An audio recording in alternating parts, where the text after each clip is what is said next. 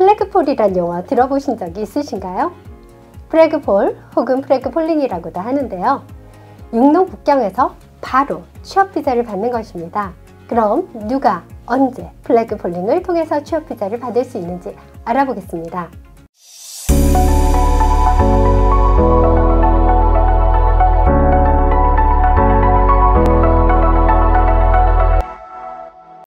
취업 비자 신청은 원칙적으로 모두 온라인으로 신청합니다.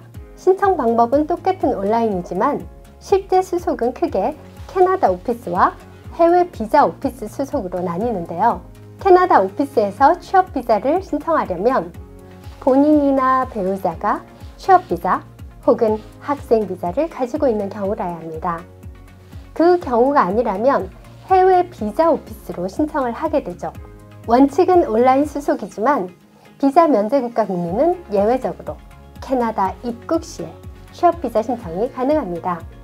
그래서 한국 같은 비자 면제 국가 국민은 캐나다 입국 시에는 국제공항, 이미 캐나다에 방문 중인 경우는 국경에서도 취업 비자 신청을 하는 경우가 대부분입니다. 이 경우 캐나다 안에 체류하다가 캐나다에 입국을 하면서 취업 비자를 신청하기 위해서는 미국 국경을 넘었다가 바로 다시 돌아오는 것, 이것을 플래그폴링이라고 합니다.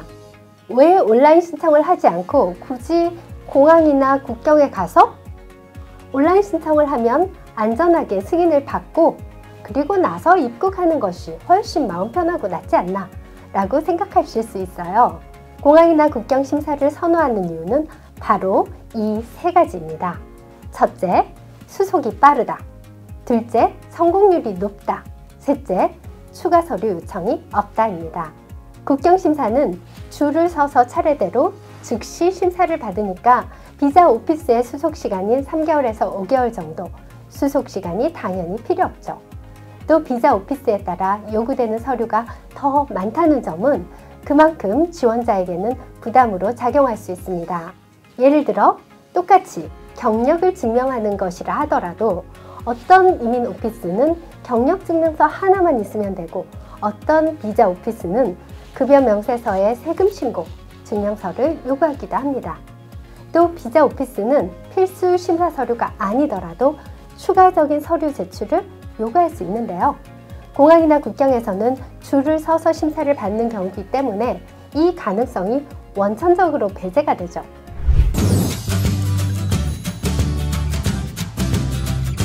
캐나다 안에 계신 분들이라도 비자 신청을 위해서 항공편으로 캐나다를 완전히 출국했다가 국제공항에서 입국하면서 취업 비자를 신청하는 방법이 있지만 시간적으로나 비용적으로 플래그폴링을 선호하는 경우가 많습니다. 육로 국경 CBSA 오피스 위치는 CBSA 웹사이트에서 확인하실 수 있는데요. 어느 오피스를 선택하셔도 되지만 너무 작은 오피스는 가끔 이미그레이션 업무를 중단하거나 담당 오피서가 마침 없는 경우도 발생하니까 좀 규모가 있는 것을 선택하시는 것이 좋습니다.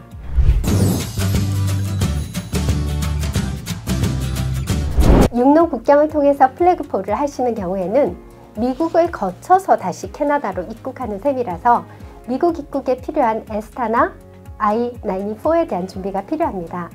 이 과정에서 수수료가 일부 발생하니까 국경 방문 시에는 결제 가능한 수단을 반드시 준비해 가시는 게 중요한데요.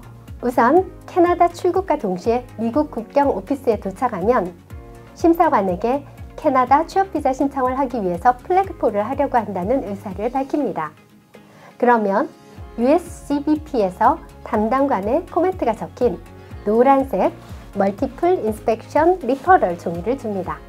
해당 용지를 수령해서 미국 국경 사무실에서 I-94 발급을 위한 간단한 지문 스캔 및 인터뷰를 진행하고 $6 6불의 비용을 납입하면 I-94를 발급받습니다. 그 다음 캐나다 국경 오피스로 가서 취업 비자 신청을 하러 왔다고 하고 서류를 제출하면 서류를 검토한 후에 문제가 없으면 취업 비자를 발행해 줍니다. 이때 인터뷰가 있을 수 있는데요. 인터뷰 요령은 위 영상을 참조해 주세요.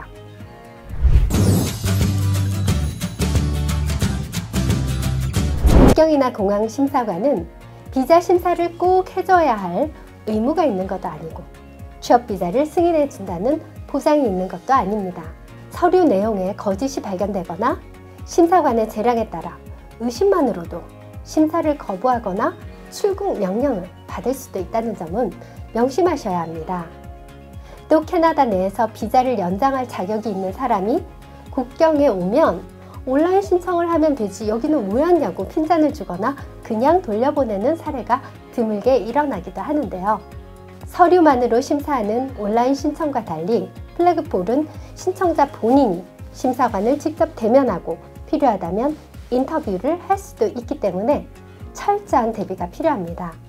예를 들어 매니저 포지션으로 잡 오퍼를 받았는데 심사관과 기본적인 의사소통조차 제대로 되지 않는다면 심사관이 업무가 불가능해 보인다 이런 이유로 취업비자 발급을 거절할 수 있습니다. 또 관광비자로 5, 6개월을 캐나다 안에서 보냈는데 그동안 무슨 활동을 했는지 제대로 답변을 못한다면 불법으로 취업활동을 했을 가능성을 가지고 문제를 삼을 수도 있습니다. 그럼에도 불구하고 많은 분들이 여전히 공항 신청이나 플래그폴링을 선호하는 이유는 첫째, 수속 시간이 필요하지 않고 즉시 비자를 받는다는 점과 둘째, 높은 성공률입니다. 국경과 공항에서의 성공률은 저희 회사 케이스를 예를 들자면 본인이 결정적인 실수를 하지 않는 경우 최근 수백 건을 보더라도 거절은 찾아볼 수 없을 정도로 성공률이 거의 100%에 가깝다고 할 수 있습니다.